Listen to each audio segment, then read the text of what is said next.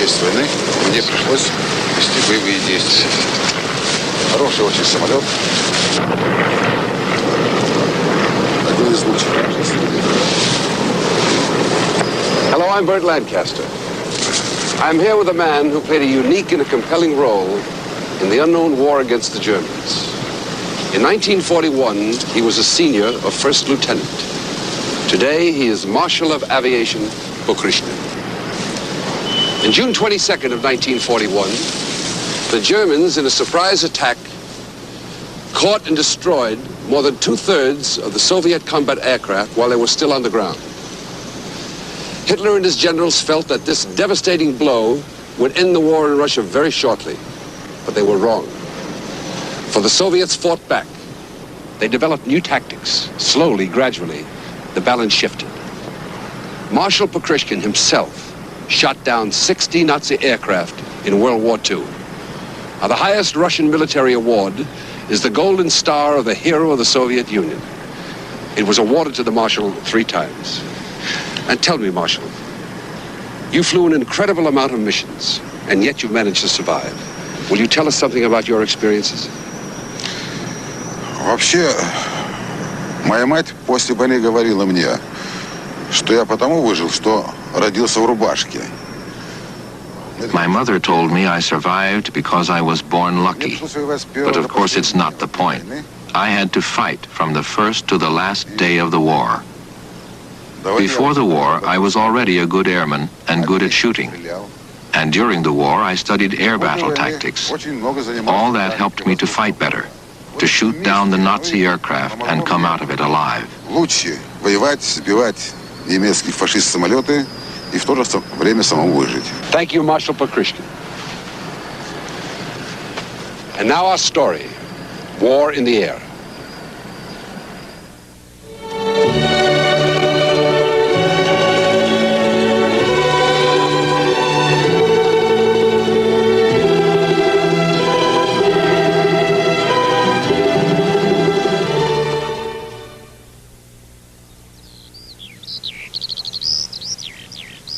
The summer sky of June 22nd, 1941, over Russia. A brand new battlefield. The dawn of Operation Barbarossa. Its object, the destruction of the Soviet Union.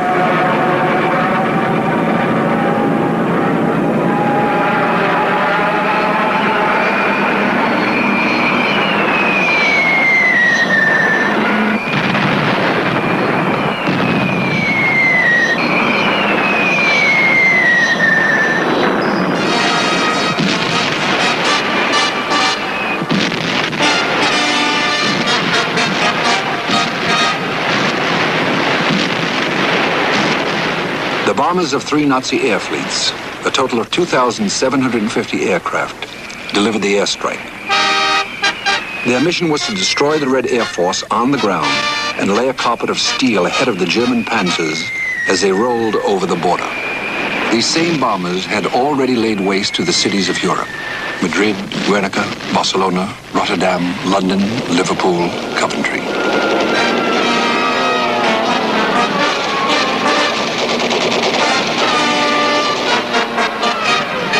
Now their targets were troops, farms, homes, traffic on the roads, anything that lay in their path, and particularly Soviet airfields.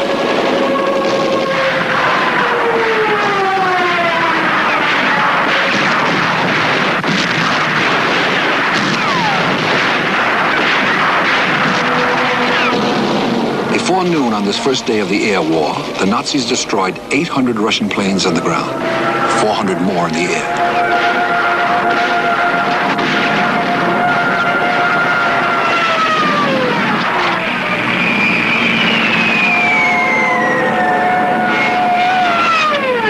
The attacks came as a surprise. Along the entire front of 1,800 miles, the columns of smoke began to rise.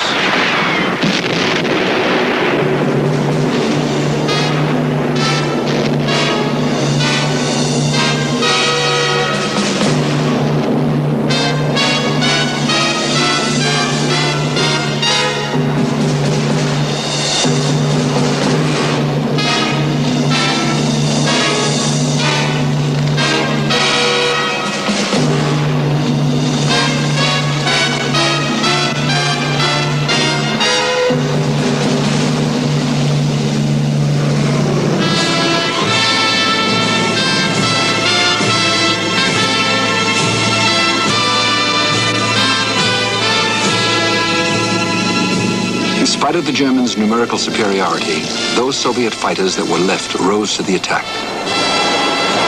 They were slower and less maneuverable than their enemies. But on that first day of the war, several Soviet pilots found a way of overcoming the difference. They flew straight at the Nazi planes and rammed them in midair, like drivers at a demolition derby. Incredibly, sometimes they survived, parachuting down. Even when badly wounded, the Soviet pilots would try to bring their aircraft home. Pilots were available. Planes were badly needed.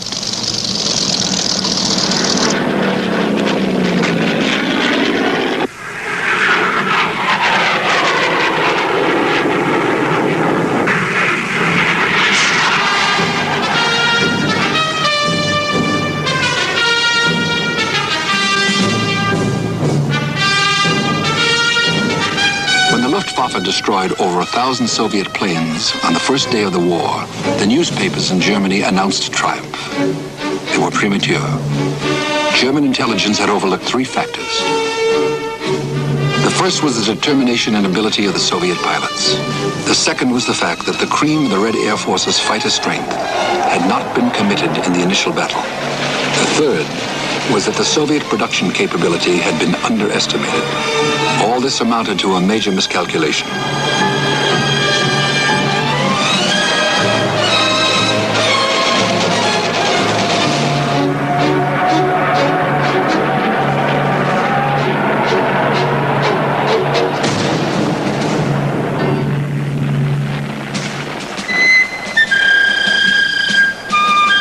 The first Nazis taken prisoner were Luftwaffe pilots.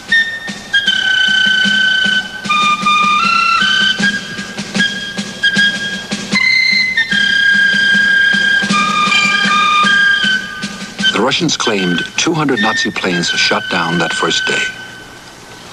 But the air was still full of Germans. Moscow lay ahead. Moscow, the heart of the Soviet Union, the symbol of Russia.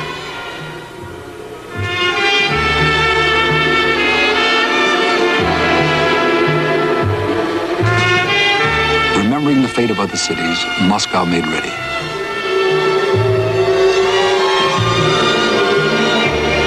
In less than 3 weeks, the German army had covered 2/3 of the distance to the capital. The pattern was familiar. First the Blitzkrieg, then the massacre of cities from the air.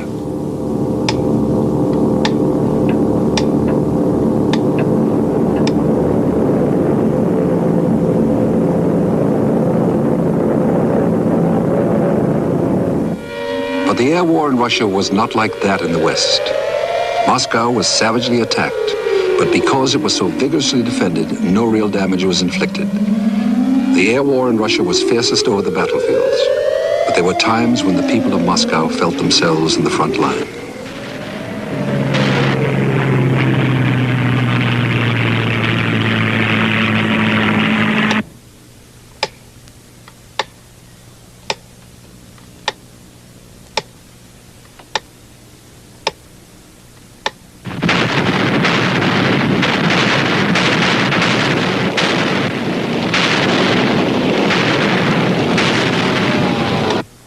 Like the citizens of London, the Muscovites adapted themselves to life underground.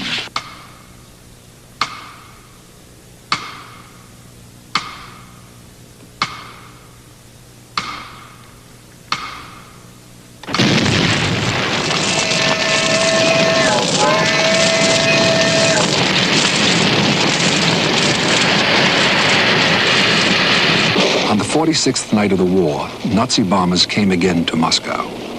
The night fighters met them. Below, the women passed around pictures of their husbands and sons, remembering and hoping. That night, one of the sons rammed a German bomber in the sky above Moscow. He was the first Soviet night fighter pilot to do it. His name, Second Lieutenant Viktor Talalikin.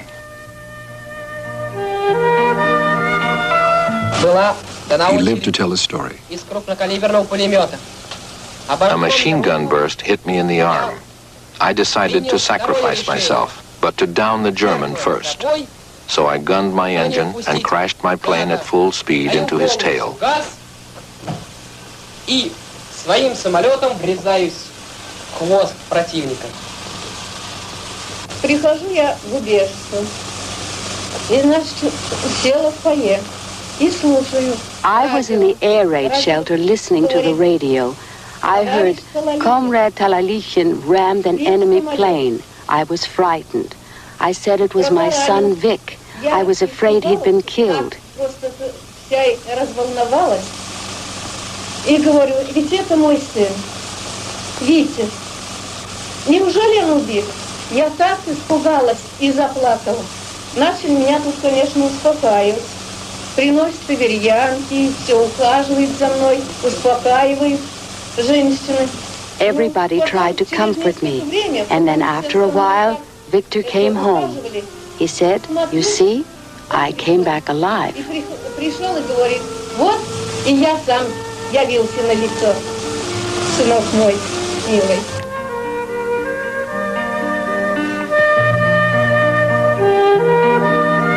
Two and a half months later, Lieutenant Victor Talalichin was surprised by 9 Messerschmitts. The odds were too great.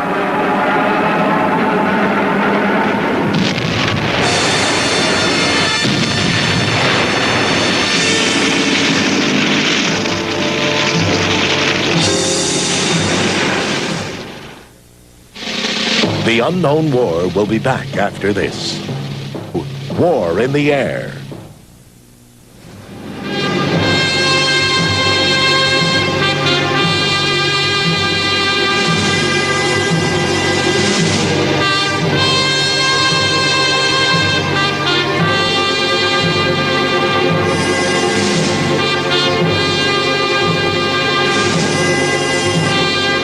Those who died were mourned like brothers. Друзья, не стало среди нас товарища. Friends, we've lost a comrade, a friend in battle. He brought his plane back. He came home to us to die. Весь израненный, он привел ее на свой аэродром. С нами он жил, ребята, и к нам умирать прилетел.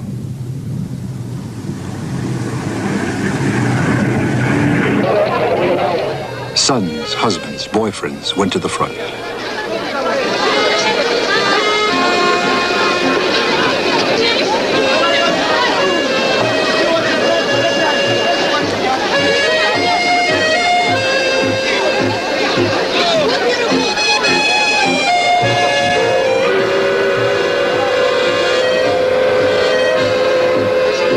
Slowly, the Red Air Force built up its strength. There were plenty of young, eager pilots, but the planes they needed were in short supply.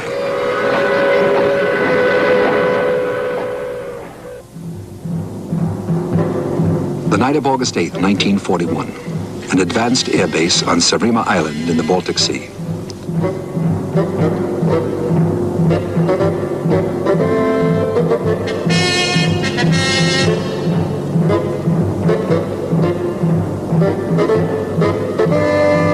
For a handful of Soviet bombers, a very dangerous mission. A raid on Berlin. The object was to show the Germans that their cities were not invulnerable, and the Russians that they had the power to strike back.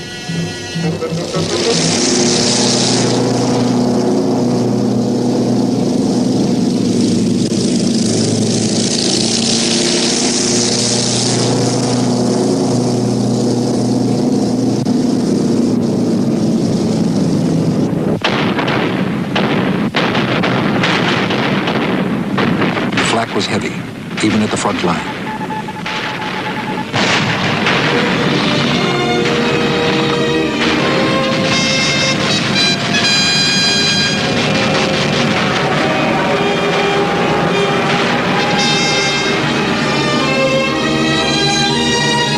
Four days earlier, Goebbels had declared that no Russian plane would ever fly over Berlin.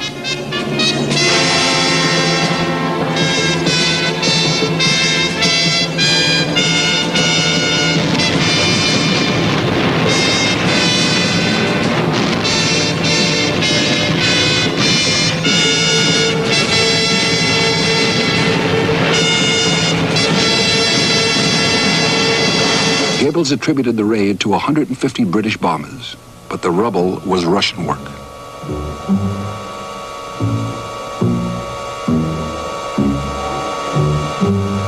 It had been a forlorn hope, and it had been a success. It was the first time Berlin heard the roar of Soviet aircraft. It would not be the last.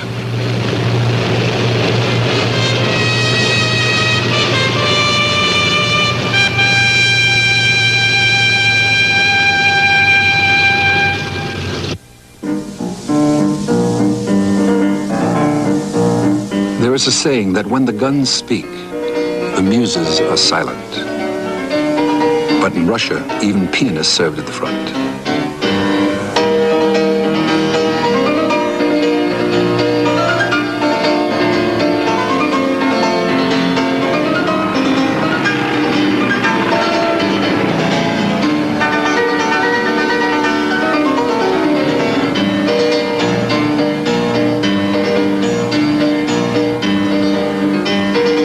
Air Force required an oath of its pilots.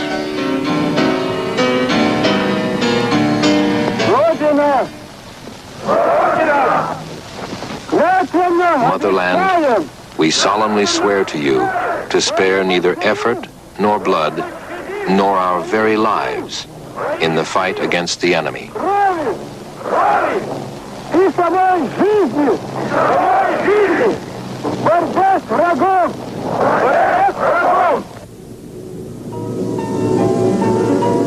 By October 5th, 1941, the official figures of Soviet losses totaled 5,136 planes.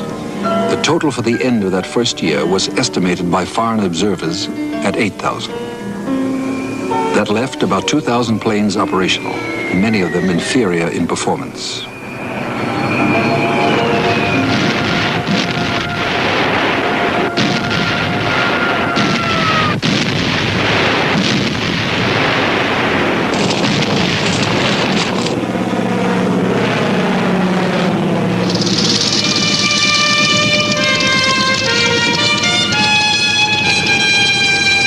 Forced on the defensive, the Soviet pilots kept up the battle until reinforcements could join them. Some flew as many as 8 missions a day.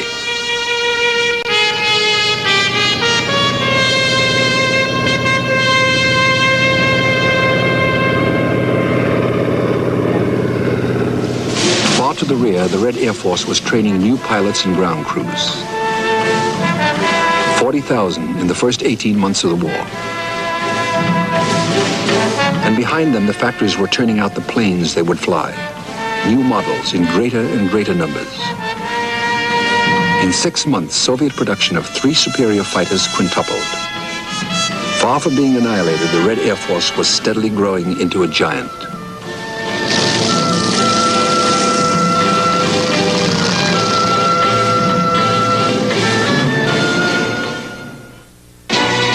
The unknown war will continue in a moment. War in the air.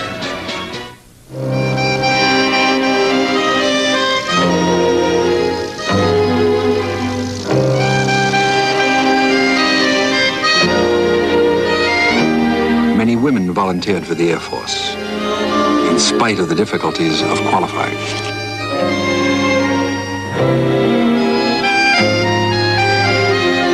Soon there were several women's units in the Red Air Force.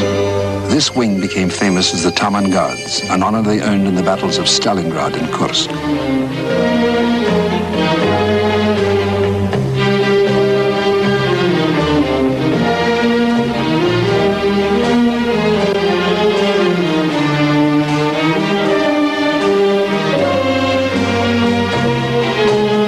They flew a remarkable plane, the Polikarpat PO-2. Designed in 1927 as a trainer, the PO-2 was used as a crop duster, air ambulance, light transport, artillery spotter, and loudspeaker plane. The women's squadrons flew the PO-2 as a night bomber.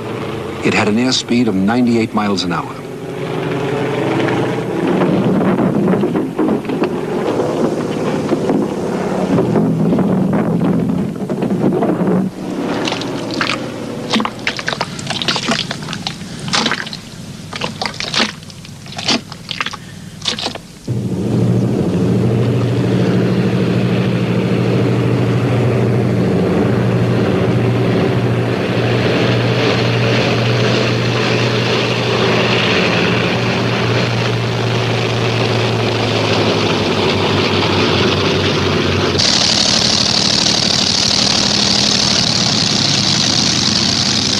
pilots were 19 or 20. Most of them college students who had joined the Air Force straight from the classroom.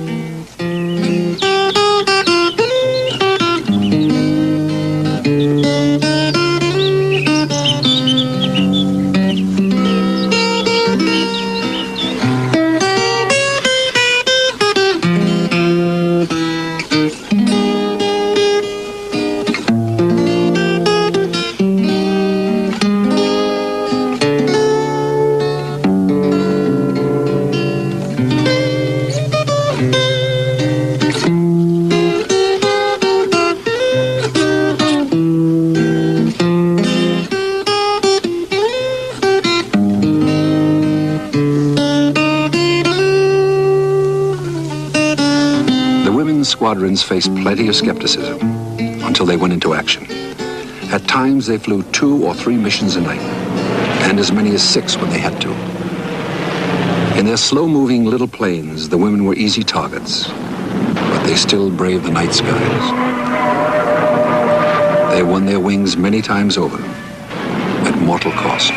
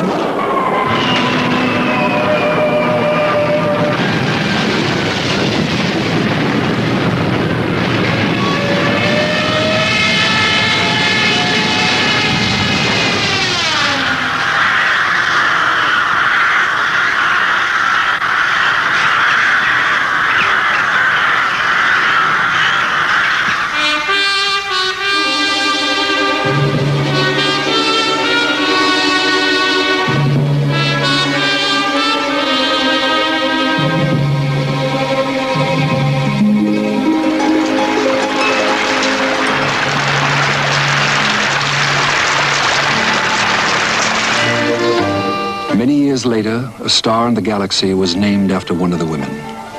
So their memory lives on in the skies they mastered.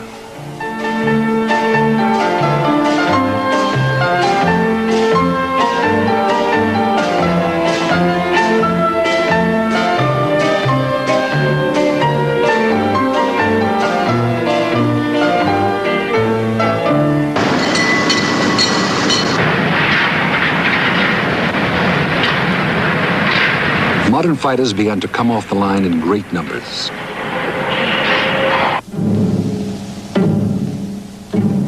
The Soviet designers were among the best in the world.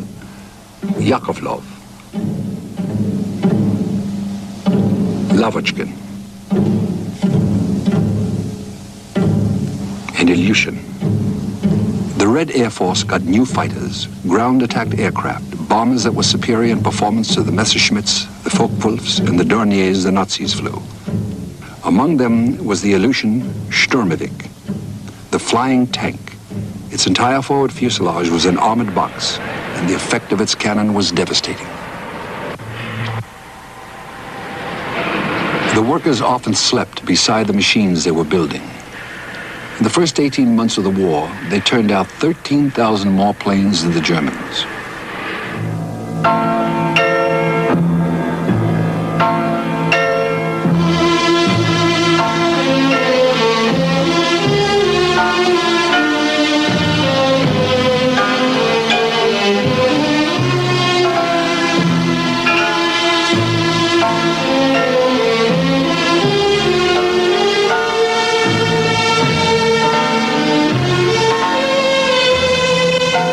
Across Russia, people subscribed to the effort.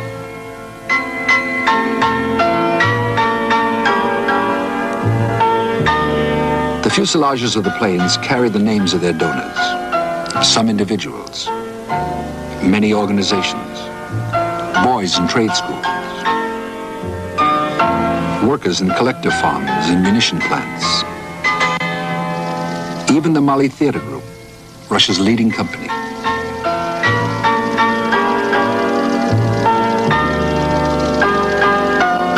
Throughout 1942, the Soviets built up their air fleets.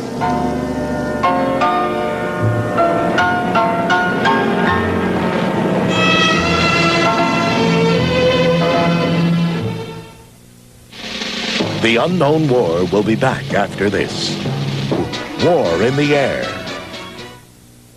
The Red Air Force Command, led by Marshal Alexander Novikov, concentrated on support for the Soviet ground forces, not on saturation bombing of German cities.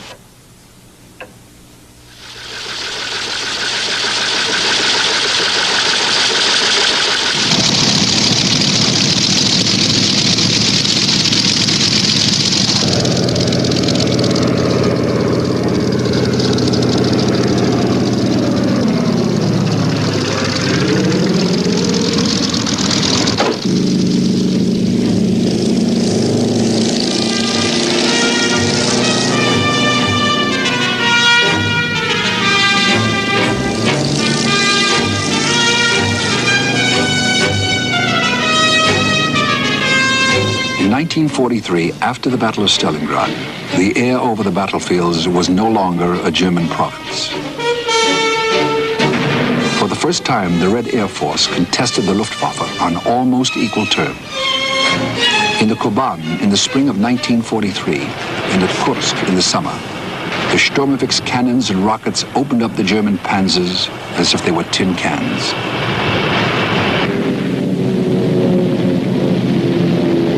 The air war in the East was different in another way, a tragic way. Unlike American and British pilots, the Russian bomber crews were flying over their own land. The Russian bombardiers pinpointed their own cities, roads, farms, homesteads.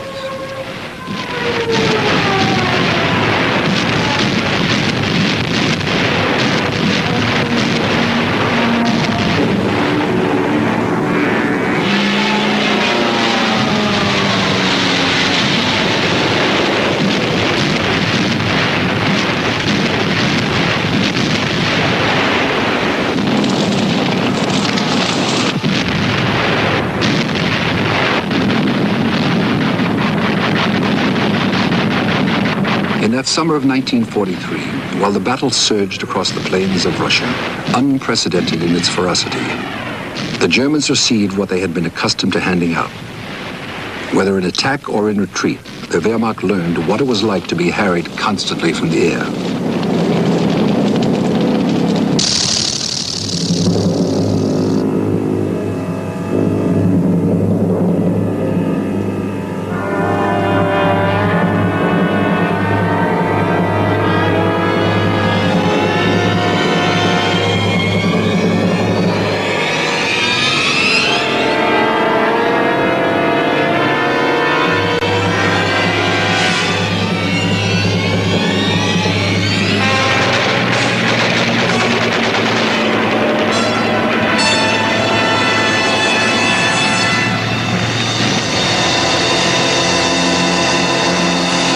Luftwaffe encountered one of its own tactics, the fighter swarm.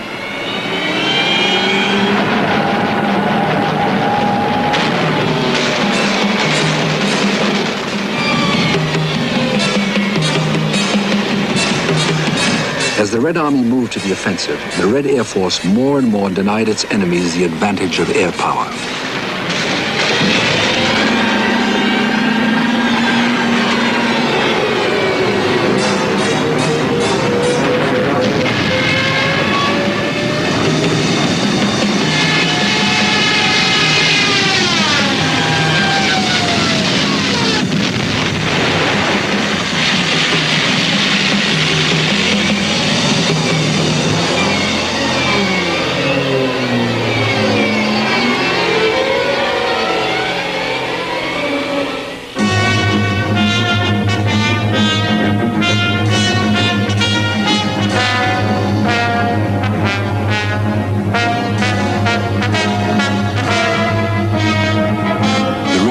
Began to produce its own heroes.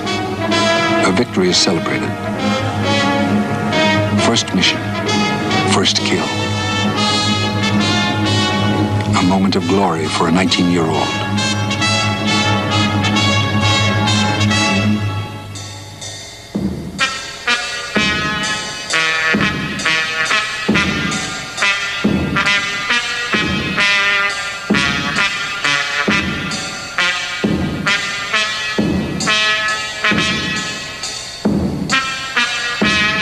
first, captured Nazi pilots had been something of a curiosity for the Russians. Later, they became a familiar sight.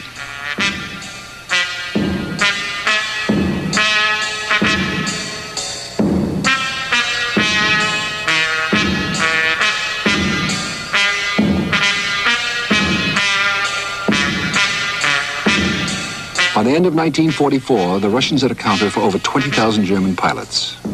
The Luftwaffe was drained. Life for Russian pilots was much the same as it was on any airfield. Periods of intense, lethal activity. Periods of calm. A life of extremes that very often only the young could endure.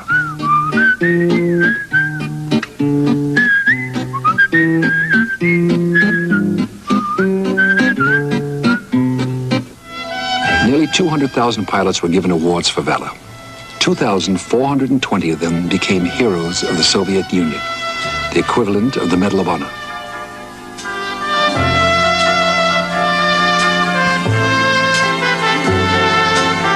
Soviet President Mikhail Kalinin presented some of the medals in the Kremlin. More often, the pilots received them besides their aircraft on the combat fields. And sometimes the awards were a mother's only consolation. Some of the recipients were Frenchmen fighting in the Soviet Union.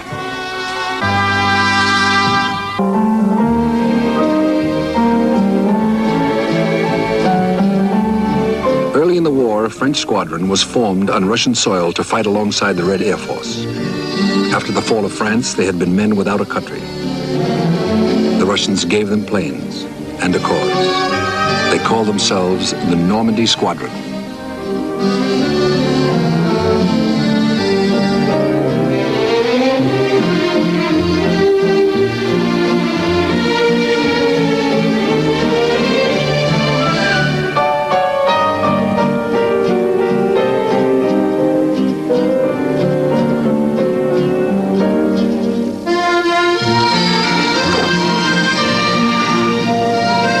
Planes were Yak-3 fighters, armed with a 20mm cannon and twin machine guns.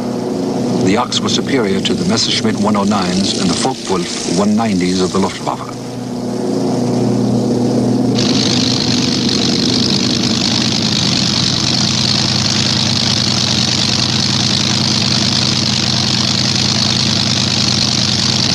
The planes of the Normandy Squadron were maintained by Soviet ground crews. The relationship between the French pilots and their Russian mechanics became very close.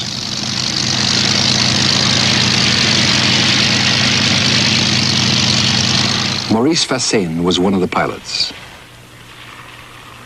Ivan Belozub, his mechanic. Together they became a legend.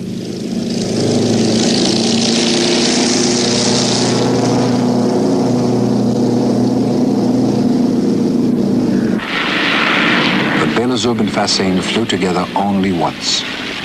When Normandy Squadron was transferred to a new airfield, Fassain took Belozub with him for the ride. On the way, they were attacked by Nazi fighters.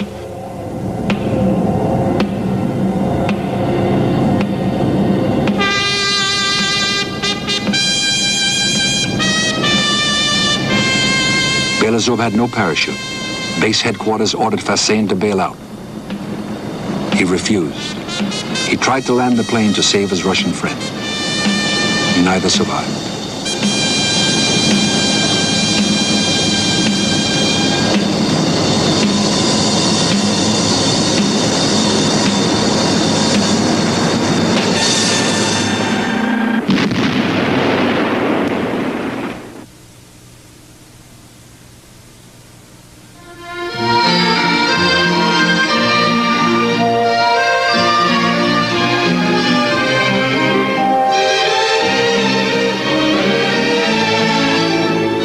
As the war went on, more French squadrons were formed, becoming an air regiment with the title of Normandy Neyman.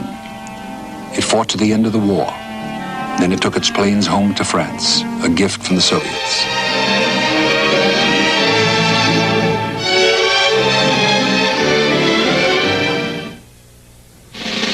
The Unknown War will be back after this.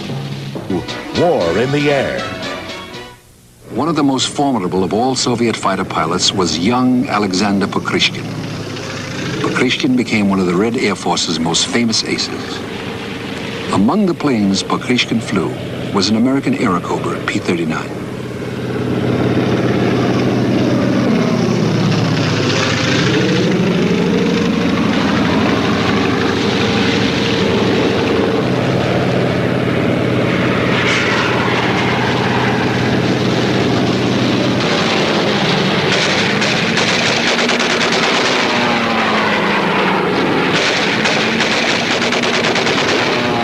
This was Pokrishkin's 50th kill.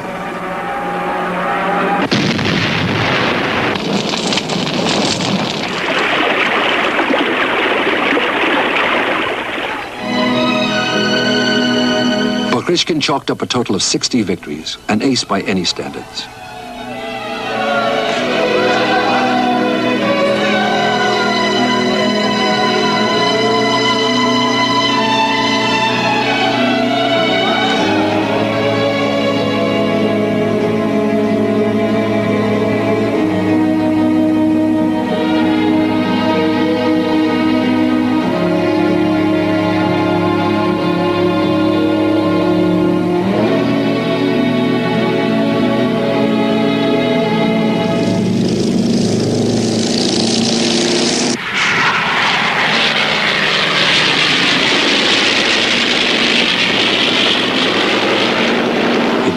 As a lieutenant, he ended it as a regimental commander. Highly successful and very popular.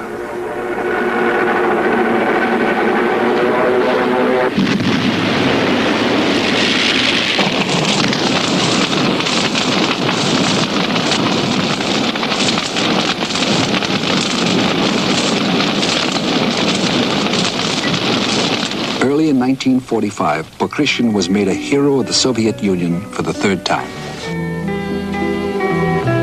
Pokrishkin came from Novosibirsk, in the center of the Soviet Union. Before the war, he had been a worker at the Combine factory, so his return as a hero was a cause for celebration.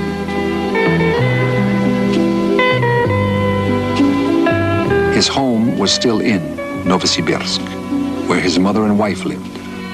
His wife had been a nurse and they had married at the front. Now she was expecting their first child.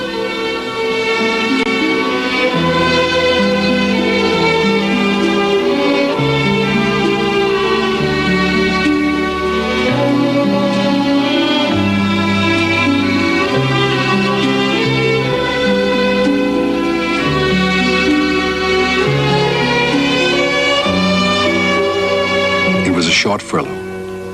Like all furloughs, far too short. And like all furloughs, perhaps the last.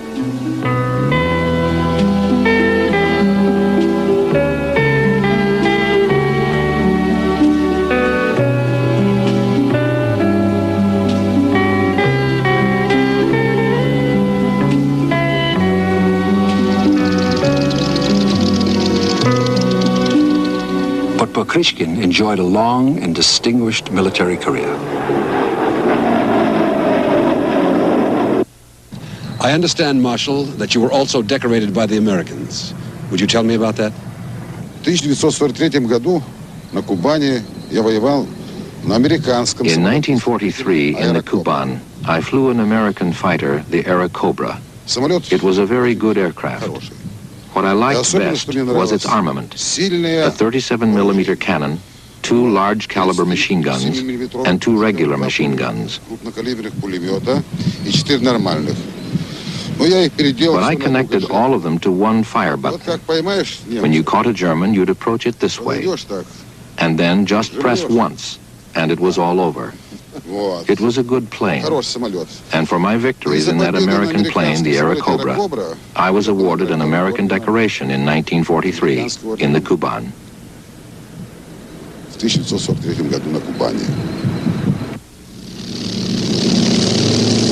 During the war, the Allies supplied over 14,000 aircraft to the Red Air Force, including Mustangs and Mitchell medium bombers.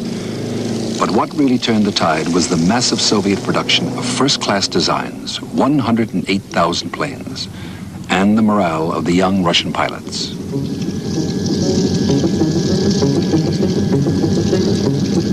The Red Air Force produced some great commanders. Chief Marshals Vershinin, Novikov, Marshals Rudenko, Krasovsky, Sudets.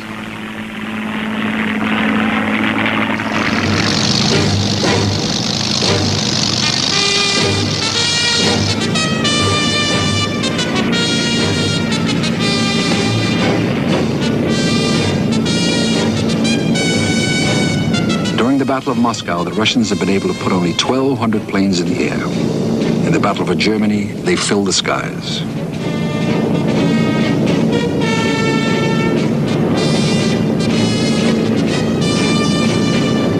At the war's end, the Soviets claimed a total of 77,000 Nazi planes destroyed.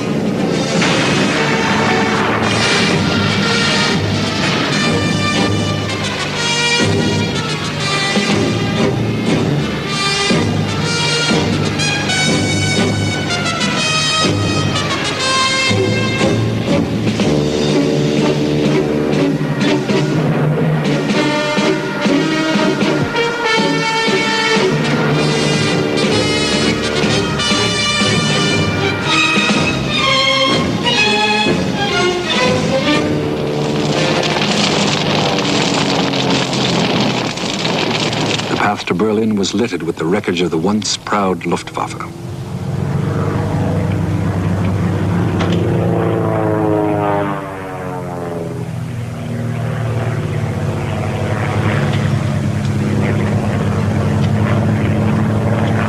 Its airfields became Russian playgrounds.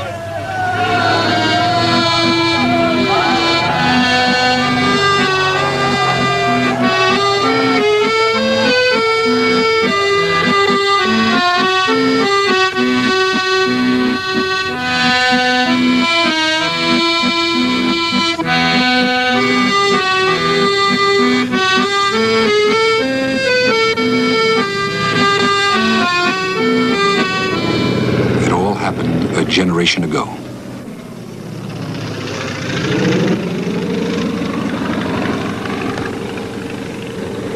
День Победы, как он был от нас далек, как в костре потухшем таял уголек. But for these veterans of the Red Air Force, it was only yesterday.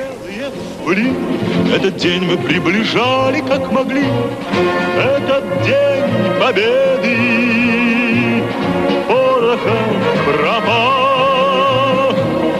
Это праздник с сединою на висках.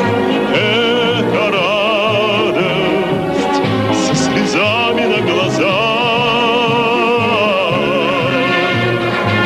День Победы, День Победы, День Победы. Only yesterday, when the day began, you could not know if you would still be alive when it ended. Only yesterday that they fought in the unknown war, so they could begin life again. Здравствуй, мама, возвратились мы не все, босиком мы пробежаться по росе. Пол Европы прошагаем, пол земли, этот день мы приближали, как могли. Этот день Победы, порохом пропах. Это праздник с сединою на висках. Это радость со слезами на глазах. День Победы, День Победы, День Победы.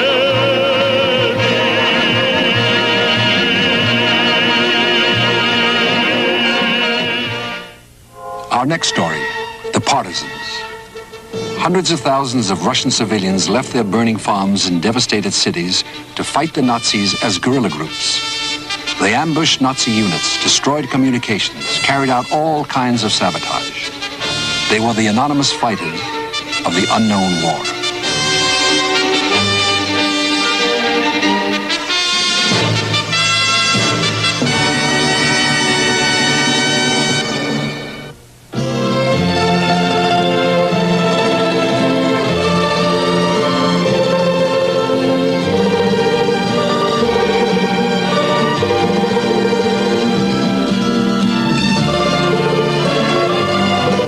Wednesday, updating the battleship as a weapon for the nuclear age on America at War. Thursday, D-Day marks the Battle of the Beachhead's first assault on Crusade in Europe. Now stay tuned for Voyage of the Great Southern Ark, next on A&E.